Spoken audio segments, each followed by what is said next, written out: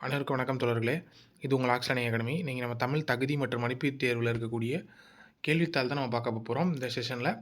வாங்க கேள்வித்தாளை பார்ப்போம். முந்தைய ஆண்டு கேள்வித்தாள் அப்படிங்கிறது மிகவும் முக்கியமானது. தேர்வு நோக்கில் பார்ப்போம். வா என்ற வேர்ச்சொல்லின் வினைமுற்று என்னன்னா வந்தால். வேர்ச்சொல்லோட வினைமுற்று வந்தால். ஓகேங்களா? வாங்கிறது ஒரு கட்டளை தொடராக இருக்கிறதுனால இது வந்து ஒரு வேர்ச்சொல்லாக இருக்கிறது. அது வந்து வந்தால் அப்படிங்கிறது வினைமுற்றாக அந்த செயலில் முடிந்ததால் இது வினைமுற்று என்று அழைக்கப்படுகிறது. ராமன் வந்தான் எவ்வகை தொடர் என்று அழைக்கக்கூடியனா எழுவாய் தொடர். ராமன் அப்படிங்கிறது ஒரு எழுவாய் பெயர். அவன் வந்த தொடர் வந்து பார்த்திங்கன்னா அதை பற்றி சொல்கிறனாடி எழுவாய் ஒரு செயலை கொண்டு முடிந்தால் இது வந்து பார்த்திங்கன்னா எழுவாய் தொடர் என்று அழைக்கப்படுகிறது அப்படிங்கிறத டெஃபினிஷனாக தெரிஞ்சு வச்சுக்கொடுங்க. ஓகேங்களா? இது வந்து பார்த்திங்கன்னா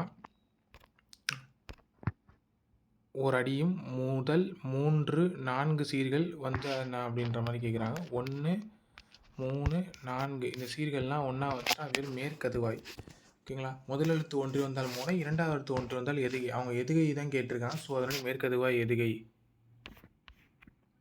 நலந்தலை உலகம் அப்படிங்கிற பொருள் என்னன்னு பார்த்தீங்கன்னா அகன்ற உலகம். பொருள் கூறு அப்படிங்கிறது மிகவும் முக்கியம். ஸோ நலந்தலை உலகம் அகன்ற உலகம். மரத்தை இலை காக்கும், மானத்தை பணம் காக்கும். ஓகேங்களா? ஆபத்து காலத்தில் மானத்தை காப்பாற்றுறது பணமாக தான் இருக்குது. நவீன காலமாக இருந்தாலும் சரி எந்த காலமாக இருந்தாலும் சரி பணம் அப்படிங்கிறதான் வந்து பார்த்திங்கன்னா மானத்தை காக்கும். மரத்தை இலை காக்கும், மானத்தை பணம் காக்கும். மோனைச்சொல் நந்தவனம் கண் திறந்தது அப்படிங்கிற இந்த மோனைச்சொல்லில் பார்த்திங்கன்னா நந்தவனம் நற்றமிழ் இதில் எல்லாமே பார்த்திங்கன்னா மோனை முதல் எழுத்து ஒன்றி வந்தால் அது பேர் மோனை. இதில் மோனைச்சொல் என்று அழைக்கப்படுகிறது. பொருந்தமான பொருளை தேர்வெடுக. நெல்லிக்காய் மூட்டையை கொட்டினார் போல. நெல்லிக்காய் மூட்டையை கொத்தினா என்ன இருக்கும் அப்படின்னு பார்த்தீங்கன்னா ஒற்றுமை இல்லாமல் தான் இருக்கும். ஓகேயா? சிதறி ஓடும். இந்த பக்கம் ஒன்று இந்த பக்கம் ஒன்று அப்படின்னு சிதறி ஓடும். ஸோ நெல்லிக்காய் மூட்டையை கொட்டினார் போல் அப்படின்னு கேட்டிங்கன்னா ஒற்றுமை இன்மை. அடுத்த கேள்வி என்ன அப்படின்னு பார்த்தீங்கன்னா மீனச்சுந்தனா தலப்புராணங்கள் பாடுவதில் சிறந்தவர். இதை கேட்ட விடை கேட்டுனார். தலப்புராணங்கள் பாடுவதில் சிறந்தவர் யார் அப்படிங்கிறதான் இதற்கான கேள்வியாக கேட்டிருக்காங்க. செந்தமிழ் அப்படிங்கிறது பார்த்தீங்கன்னா பண்புத்தொகையை குறிக்கும். செந்தமிழ் அப்படின்னா பண்புத்தொகை. காவியதர்சம் என்னும் வடமொழி நூலை தமிழ் நூலாக அமைத்தவர் அப்படின்னு பார்த்தீங்கன்னா தண்டி அலங்காரம். ஓகேங்களா? காவியதர்சம் என்னும் வடமொழி நூல் தமிழ் நூலாக அமைத்தது பார்த்தீங்கன்னா தண்டி அலங்காரம் அப்படிங்கிறதுலேருந்து. சொற்களை ஒழுங்குபடி சொற்றொடராக்குக. இதை பார்த்திங்கன்னா வேறு வேறான சொல்கள் கொடுத்துருப்பாங்க. இது எப்படி சொற்றொடராக்கலாம் அப்படின்னு பார்த்தீங்கன்னா இகழ்வேந்தன் சேர்ந்தார் ஒழுகுவார். இது ரொம்ப முக்கியமாக இருக்குது. இகழ்வேந்தன் சேர்ந்தார் ஒழுகுவார் அப்படிங்கிறத சொற்றொடர். இது வந்து பார்த்திங்கன்னா நாளதை படித்து பார்த்தாலே இதற்கான விடைகளை நீங்கள் அடிச்சிடலாம். மரபு பிழையை நீக்கி எழுதுக. இப்போ வந்து பார்த்திங்கன்னா கூரை அப்படிங்கிறது பார்த்திங்கன்னா வெய்தான். கூரை வெய்தான். தண்ணீர் குடித்தான், பால் பருகினான். அது மாதிரி இதில் வந்து கூரை அப்படி கொடுத்துருக்காங்க. கூரை வெய்தான். இதே நான் ஒரு கேள்வி கேட்குறேன். அது கமெண்ட் செக்ஷனில் ஆன்சர் பண்ணுங்கள். கூடை அப்படின்னா அதுக்கு என்ன வரும் அப்படிங்கிறத ஆன்சர் பண்ணுங்கள். கூடை. ஓகேங்களா? கூடை அப்படிங்கிறதுக்கு என்ன வரும் அப்படிங்கிறது தெரிஞ்சதுன்னா ஆன்சர் பண்ணுங்கள். கூடை என்ன வரும்? கூரை வெய்தான். அப்போ கூடை பொருந்தா சொல்லை கண்டறிக அப்படின்னு கேட்டிருக்காங்க. செப்பலோசை, அகலோசை, துள்ளலோசை, தூங்கலோசை அப்படிங்கிறது பார்த்திங்கன்னா வரணும். ஆனால் அவங்க பார்த்திங்கன்னா ஓங்கலோசை அப்படின்னு கொடுத்துருக்காங்க. ஸோ அதனுடைய அது தவறானது. எங்களோட ஆன்சர் வந்து பார்த்திங்கன்னா ஓங்கல். எதிர்ச்சொல்லை கண்டறி. ஊக்கம். ஊக்கம் அப்படிங்கிறதுக்கான பார்த்தீங்கன்னா ஒரு ஊக்கப்படுத்துறது, ஒரு பார்த்திங்கன்னா ஒரு உற்சாகப்படுத்துறது. அதுக்கு ஆப்போசிட்டானது பார்த்திங்கன்னா சோகம், சோர்வு. ஸோ அதுதான் இங்கே ஆன்சர். பிரித்தெழுதுக. நீள் உழைப்பு. நீள் கூட்டல் உழைப்பு, நீள் உழைப்பு. பிரித்தெழுத்துகள் வந்து பார்த்திங்கன்னா இனிமேல் வரக்கூடிய தேர்வுகளில் பார்த்திங்கன்னா அதிகமான கேள்விகள் கேட்க வாய்ப்பு இருக்குது. ஸோ அதை நீங்கள் பார்த்துக்கிடுங்க. படமாட கோவில் நம்புவருக்கு. இதில் வந்து மோனை தொடர்களில் வந்து பார்த்திங்கன்னா எந்த மாதிரி மோனைகள்லாம் வந்திருக்கு அப்படிங்கிறத நமக்கு கேட்டிருக்கிறாங்க. படமாட, நடமாடம், நடமாடம். இதில் வந்து பார்த்திங்கன்னா பயின்று வந்துள்ள மோனை அப்படின்னா பொழிப்பு. பொழிப்பு மோனை. இப்போ வந்து 1 2 இணை மோனை. ஆனால் இங்கே நமக்கு எந்தெந்த இடத்துல பா வந்துட்டு பாருங்க. 1 3 1 3 என்ன வரும் அப்படின்னு பாருங்கன்னா பொழிப்பு மோனை. அதே மாதிரி இங்கேயும் பாருங்கள். 1 நம்பவருக்கு நடமாடும். நடமாடும் நம்பவருக்கு, படமாடும் பக்கவருக்கு. 1 2 1 3 புளிப்பு, 1 4 1 சரிங்களா? அந்த மாதிரி ஞாபகம் வச்சுக்கிடுங்க. எவ்வகை வாக்கியம் எனக்கு அப்படி பூக்களை பறிக்காதீர் கட்டளை வாக்கியம். பூக்களை பறிக்காதீர் அப்படின்னு சொன்னால் அது கட்டளை வாக்கியம். இமிழிசை இமிழிசை அப்படிங்கிறது வினைத்தொகை அப்படின்னு சொல்கிறாங்க. ஓகேங்களா? இதெல்லாம் நம்ம பயிற்சி பண்ணால் தான் நமக்கு வரும். ஏன்னா முக்காலத்தை காட்டுவது வினைத்தொகை அப்படின்னு சொல்லுவோம். இமிழிசை, இமிழுகின்ற இசை, இமிழும் இசை அப்படின்னு சொல்லுவோம். ஆனால் நமக்கு வந்து பார்த்திங்கன்னா பயிற்சி பண்ணலன்னா இதில் வந்து பார்த்திங்கன்னா நமக்கு வந்து பார்த்திங்கன்னா வேறு எதையாச்சும் நம்ம அடிக்கிறது கூட வாய்ப்புகள் இருக்குது. பட் ஆப்ஷன்ஸை பார்க்கும்போது இது இமிழிசை அப்படின்னா வினைத்தொகைன்னு அடிச்சிடலாம். மல்லிகை சூடினால், மல்லிகை அப்படிங்கிறது பார்த்திங்கன்னா ஒரு பொருள். ஓகேங்களா? பொருளாக பெயர் அப்படின்னு சொல்கிறாங்க. பட்டு மல்லிகை அப்படிங்கிறது பார்த்திங்கன்னா ஒரு வந்து பார்த்திங்கன்னா பொருள் தான். அதை நீங்கள் டேரெக்டாக ஞாபகம் வச்சுக்கிட்டீங்கன்னா அடிக்கலாம். இல்லை புரிஞ்சுக்கிட்டீங்கன்னா அது சினைக்கு ஆகி வந்தால் அது வந்து பார்த்திங்கன்னா பொருளாகவே. இதற்கு வேறு பெயர் என்ன அப்படின்னு பார்த்திங்கன்னா முதலாக பெயர் அப்படின்னு சொல்கிறாங்க. பயனில்லா கலர் நிலத்திற்கு ஒப்பாதவர் கல்லாதவர். பயனில்லா கலர் நிலத்திற்கு ஒப்பாதவர் யாருன்னு திருவள்ளுவர் சொல்கிறான்னு பார்த்தீங்கன்னா கல்லாதவர். திருக்குறளின் வழியில் துன்பப்படுபவர் யாருன்னா நாவை காக்காதவர். நாவை காக்காதவர் யார் அப்படின்னு பார்த்தீங்கன்னா திருக்குறள் வழியில் துன்பப்படுபவர். திருக்குறள் வழியில் பார்த்தீங்கன்னா துன்பப்படுபவர்னு யாரை சொல்கிறாங்க? நாக்கை காக்காமல் கண்ணபுரம் பேசுகிறவங்க வந்து துன்பப்படுவார்கள். நச்சப்படாதவன் செல்வம் நடு ஊருள் நச்சு மரத்தை பழுத்ததற்று அப்படின்னு சொல்கிறாங்க. இவங்க நச்சு படாதவன் அப்படிங்கிறது ஒரு இதை வந்து நச்சு மரம் அப்படிங்கிறத வச்சு ஒரு இதை வச்சு உவமைப்படுத்துகிறாங்க. இது போல் இது நச்சு மரத்தை போல் நச்சப்படாத செல்வம் அப்படின்னு சொல்கிறாங்க. ஒரு பயனுள்ள ஒரு பணக்காரன் இருக்கக்கூடிய செல்வமோ இல்லை பயன் கொடுக்கணும்னு ஆசைப்படக்கூடிய இருக்க செல்வம் இல்லை. அவன்கிட்ட இருக்கக்கூடிய செல்வம் வந்து பார்த்திங்கன்னா அவனுக்கு வந்து விருப்பமே கிடையாது. அப்படிப்பட்டவனாக இருக்கணும்.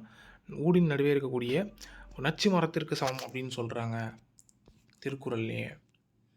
கீழ்கண்டவற்றை ஔவையார் இயற்றிய நூல் எது அப்படின்னா ஞானக்குறள் ஔவையார். ஔவையார் வந்து பார்த்திங்கன்னா ஞானக்குறள். வெற்றி வேட்கை அப்படிங்கிறத யார் எழுதுனா அப்படின்னு தெரிஞ்சதுன்னா நீங்கள் கமெண்ட் பண்ணுங்கள்.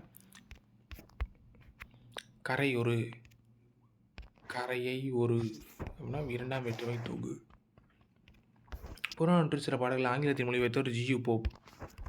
ஜியு போப் புறநானூரை எந்த ஆண்டு ஆங்கிலத்தில் மொழிபெயர்த்தார் அப்படிங்கிறது தெரிஞ்சதுன்னா கமெண்ட் செக்ஷனில் கமெண்ட் பண்ணுங்கள். இதோட உங்களுக்கு 3 கேள்வி கேட்டிருக்கிறேன். வளவன் ஏவா வானூர்தி என்று குறிப்பிடும் நூல் எது அப்படின்னு பார்த்தீங்கன்னா புறநானூறு. ரொம்ப ரொம்ப முக்கியம். வளவன் ஏவா வானூர்தி அப்படின்னு சொல்லக்கூடிய இதில் இருக்குன்னு பார்த்தீங்கன்னா புறநானூரில் இருக்கிறது.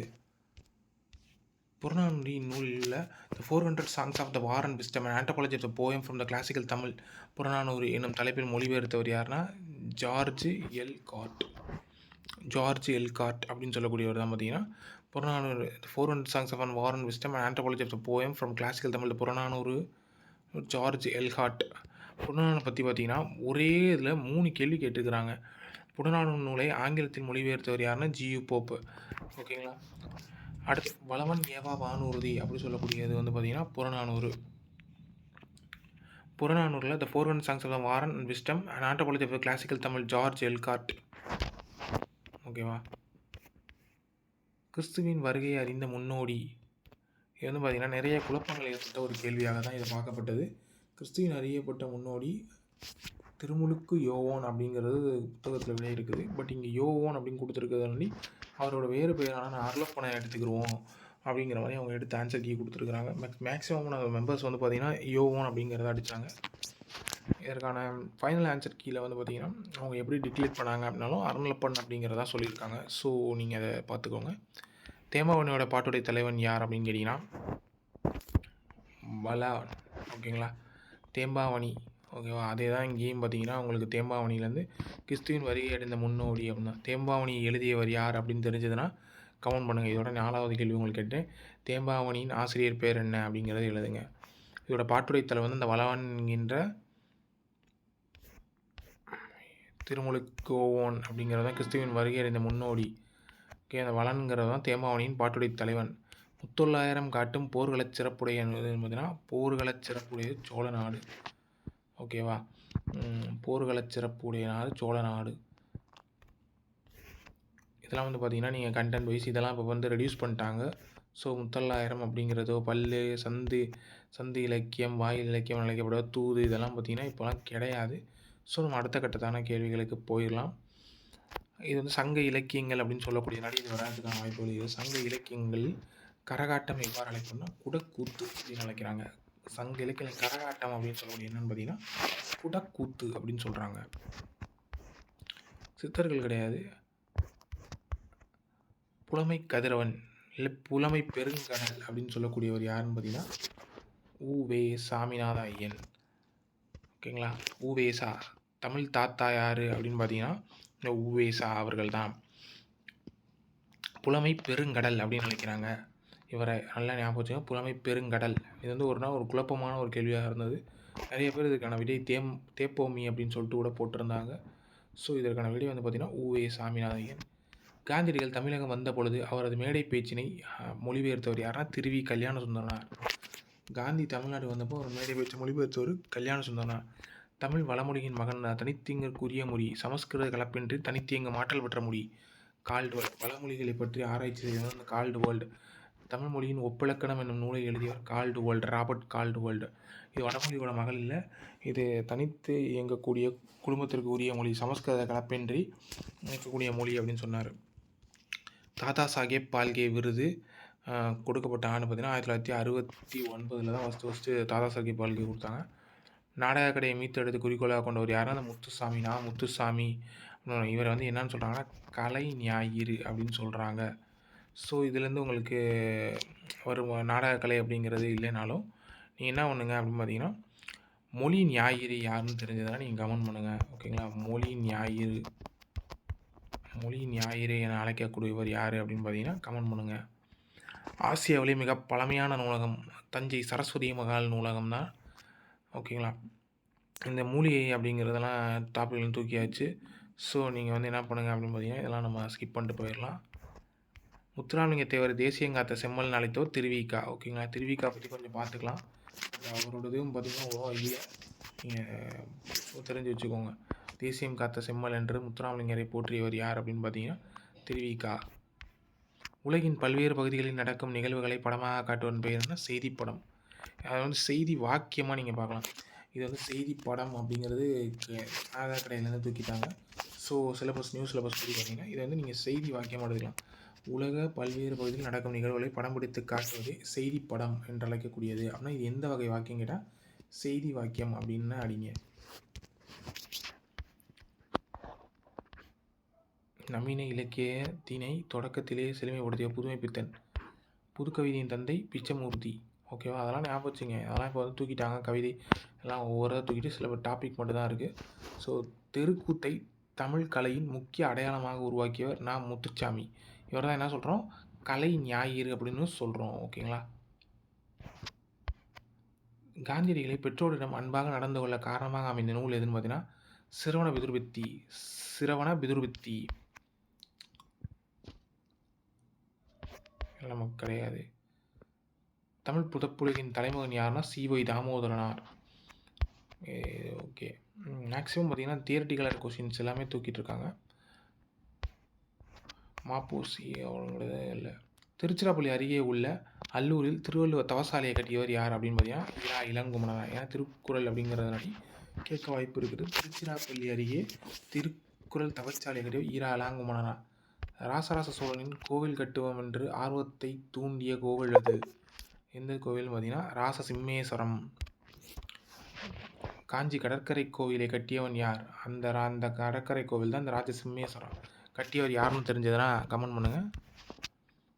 குந்தி நின்றால் குன்றும் கரையும், குந்தி நின்றால் குன்றும் கரையும் என்று பழமொழி உணர்த்தும் பொருள்னா உழைக்காதவன் செல்வம் அழியும். உட்காந்து சாப்பிட்டுட்டே இருந்தோம்னா உழைக்காதவன் செல்வம் வந்து பார்த்திங்கன்னா அழியும் அப்படின்னு சொல்கிறாங்க. அகர வரிசையில் எடுக்க சொல்கிறாங்க. இது கண்டிப்பாக இதுலேருந்து இதே மாதிரி ஒரு பேட்டர்ன் வந்து கொஷின் கன்ஃபார்ம் ரைஸு பார்த்து வச்சுக்கிடுங்க. ஃபஸ்ட்டு வந்து பார்த்திங்கன்னா உயிரெழுத்து வரும், அதுக்கப்புறம் உயிர்மெய் எழுத்துக்களை வரிசையாக இங்கே தெரிஞ்சிருந்தால் நீங்கள் அடிச்சிருந்துடலாம். மனக்குரங்கு என்னும் சொல்லின் இலக்கண குறிப்பு வந்து உருவகம். குரங்கு போன்ற மனம். ஓகேங்களா, இதில் வந்து குரங்கு போன்ற மனம் அப்படின்னா அது உவமை. இது மனக்குரங்கு அப்படின்னு வந்திருக்கு, இது வந்து உருவகம். ஸோ நீங்கள் பார்த்து வச்சுக்கிடுங்க. பொருந்தாத சொல்லை கண்டறி. பொருந்தாத சொல் இதெல்லாம் பார்த்தீங்கன்னா கடலுக்கு பொருத்தமானது. கடல், பறவை, ஆழி இதெல்லாம் பார்த்தீங்கன்னா கடல் ஐ மீன் த ஓஷன், சி அப்படின்னு சொல்லுவோம்ல அது. ஆறு அப்படின்னு சொல்லக்கூடியது பார்த்தீங்கன்னா, எண் அப்படின்றதை நம்ம எடுத்துக்கிடலாம். இல்ல அளவு வச்சு பிரிக்கலாம் அப்படின்னா பொருந்தாத நடி இது அளவு வச்சு தான் பிரிச்சிருக்கிறாங்க. ஆறு அப்படிங்கிறது வேறு. ஆழி, கடல், பறவை எல்லாம் பார்த்தீங்கன்னா கடலையவே குறிக்குது. ஆறு அப்படிங்கிறது பார்த்தீங்கன்னா ரிவர் ஓகேங்களா, ஃப்ளோ ஆகக்கூடியது. மேலே மலை உச்சியிலிருந்து ஃப்ளோ ஆகக்கூடியதான் வந்து பார்த்தீங்கன்னா அந்த ரிவர் அப்படின்னு சொல்லக்கூடிய இந்த ஆறு. இல்லை இதை என்ன எடுத்துக்கிட்டு நீங்கள் அடித்தாலும் கரெக்டாக தான் இருக்கும். மயில் அகவும், குயில் கூவும், ஆந்தை அலறும். ஓகேவா, இதை நீங்கள் கரெக்டாக பார்த்து வச்சுக்கிடுங்க.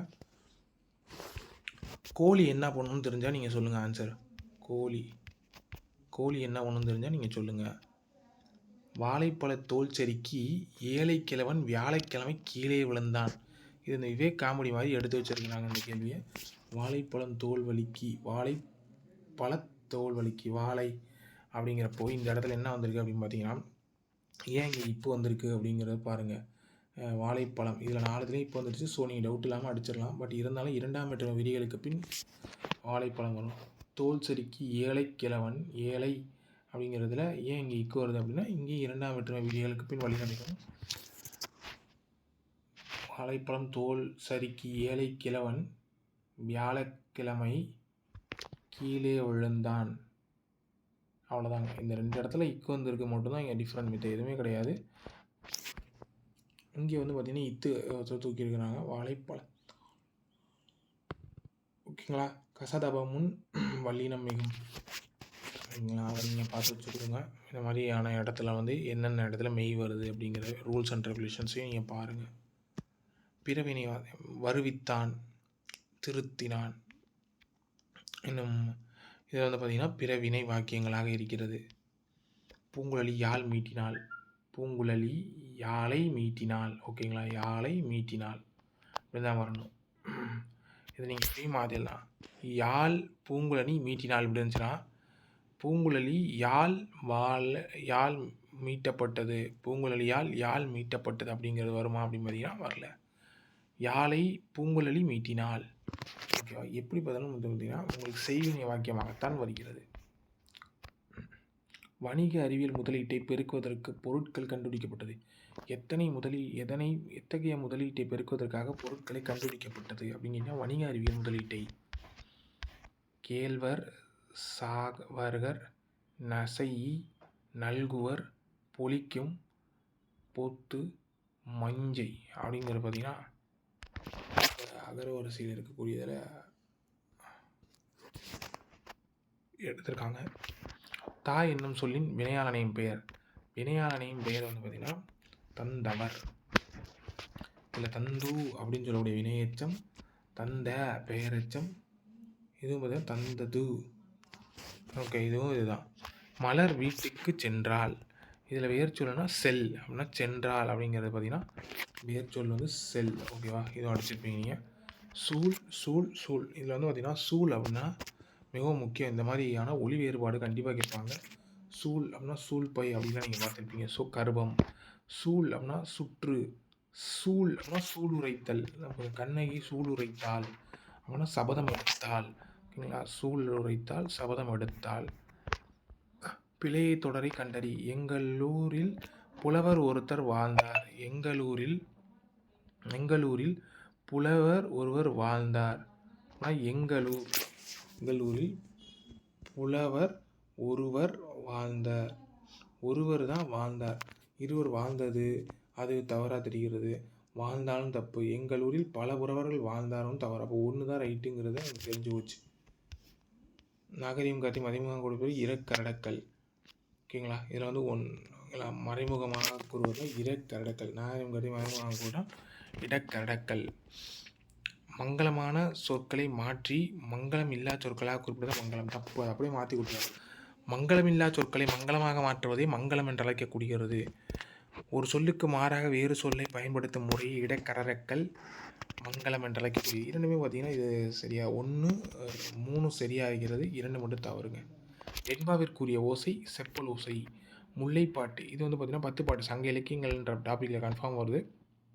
10 பாட்டு. முல்லைப்பாட்டு நப்பூதனார், காசிக்காண்ட மதிவீர ராமபாண்டியன், சிலப்பதிகாரத்தை இயற்றியவர் இளங்கோவடிகள். காலக்கணவன் கண்ணதாசன். ஆப்ஷன் பியில் இருக்குது. நீங்கள் நல்லா செக் பண்ணிக்கிடுங்க. தலைவன். ஓகேங்களா. ஓரெழுத்து ஒரு மொழியில் பார்த்தீங்கன்னா 42 ஓரெழுத்து ஒரு மொழி இருக்கிறது அப்படிங்கிறத சொன்னவர் பார்த்திங்கன்னா நம்ம நன்னூலாருடைய பவனந்தியில் இருக்குது அப்படிங்கிற மாதிரி சொல்லியிருக்கிறாங்க. ஸோ நீங்கள் பார்த்துக்கோங்க. ஃபிக்ஷன் என்றால் புனைவு. ஃபிக்ஷன் என்றால் புனைவு. ஃபிக்ஷன் அப்படின்னா புனைவு.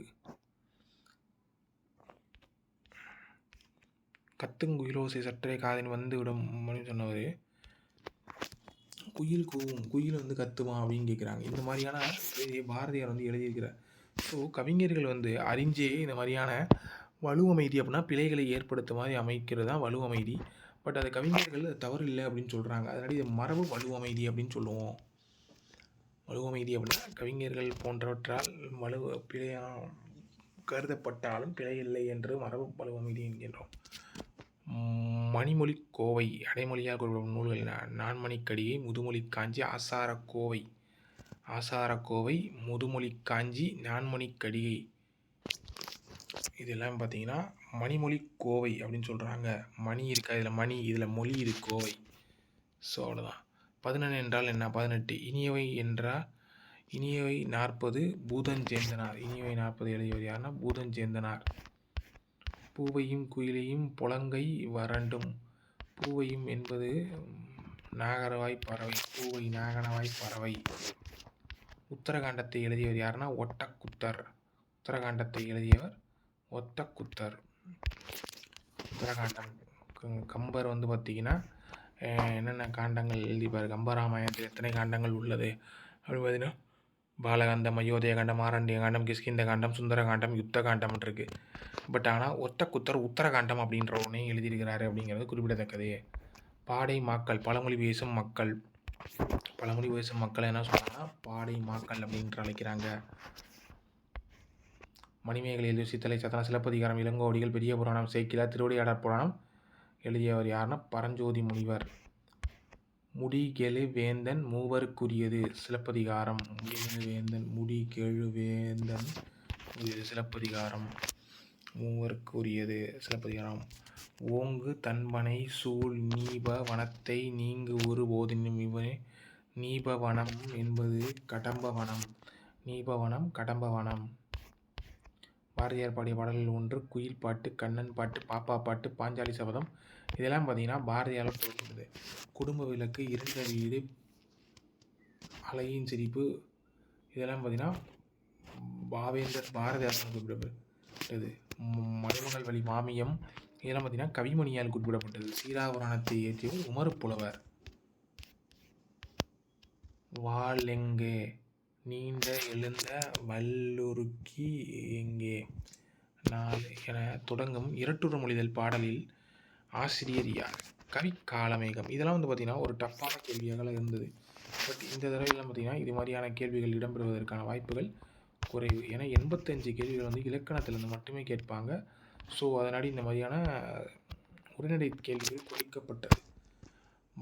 மனோன்மணியும் கிளை கதை சிவகாமியின் சபதம்னு சொல்லியிருக்காங்க. இதுவே பார்த்தீங்கன்னா அவங்க வந்து பார்த்திங்கன்னா இது எதுக்கான ஆன்சர் வந்து தவறாக இருக்குது. சிவகாமியின் சரிதம்ங்க.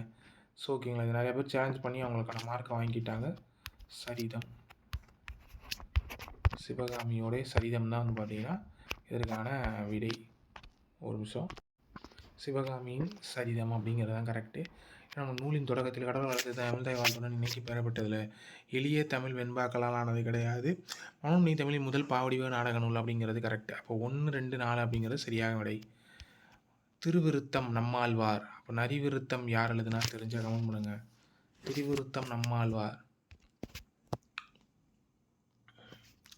திருக்கேதார பதிகம் இதை பாடியவர் யாருன்னா சுந்தரர்.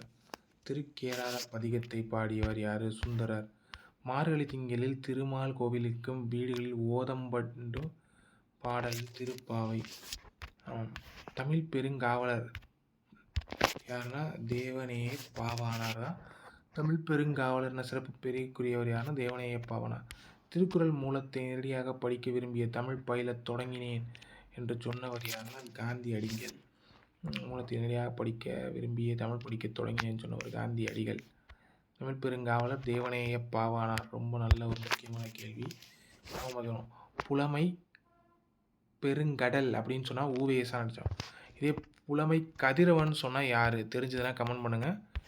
திருக்குறள் மூலத்தை நேரடியாக படிக்க விரும்பி தமிழில் பயிலத் தொடங்கினேன் காந்தியடிகள். தமிழக அரசு பாவேந்தர் நினைவு பரிசை பெற்ற முதற் ஆள் யாருன்னா ஊமை கவிஞன் சுரதா. ஓகேங்களா, சுரதா தான் பாவேந்தருடைய முதல் பரிசு பெற்றார். பகுத்தறிவு கவிராயன் உடுமலை நாராயண கவி. வானிலை செம்மை செய்பவாள் நீயே பாரதிதாசன் பாடிய வரி. தமிழக வாழ்த்து பாடல். புதுவை அரசுக்கு.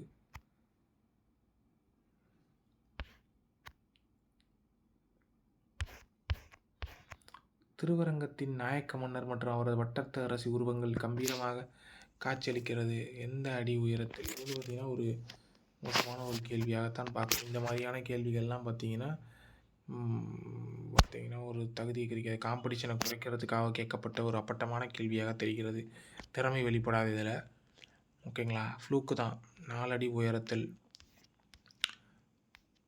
அஸ்ராபியாசியம் கல்வி தொடக்கம். கல்வி எழுத்து பயிற்சி. வித்யாபியாசம் தான் கல்வி தொடக்கம். ஓகேங்களா, வித்யாபியாசம் கல்வி பயிற்சி. வித்யாரம்பம். ஓகேங்களா, வித்யாரம்பம் கல்வி தொடக்கம். சீலால பத்திரம் தாளை மடல்.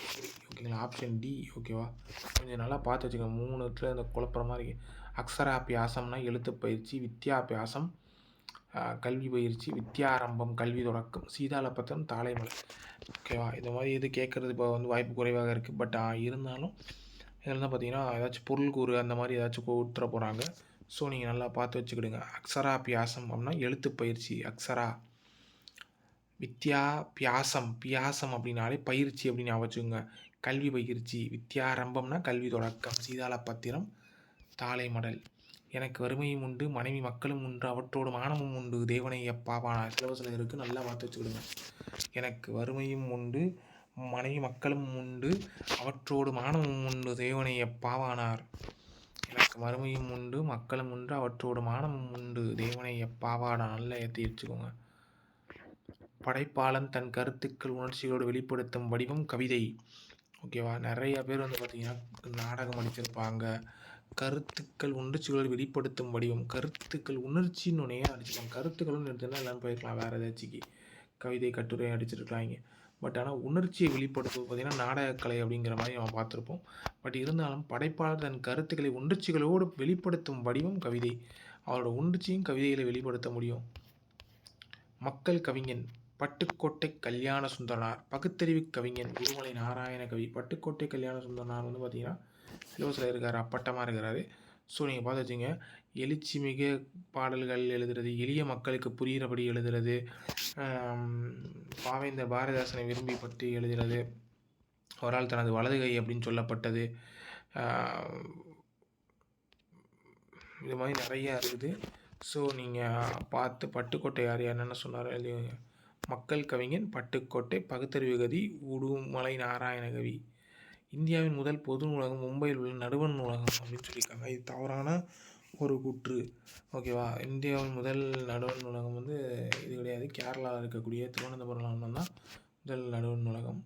உலகிலேயே அதிகமாக உள்ள நூல்கள் அதிகமாக தமிழ் நூல்கள் உள்ளது. கன்னிமாராயணபுரி. கொல்கத்தாவின் தேசிய நூலகமே இந்தியாவின் பெரிய நூலகம்.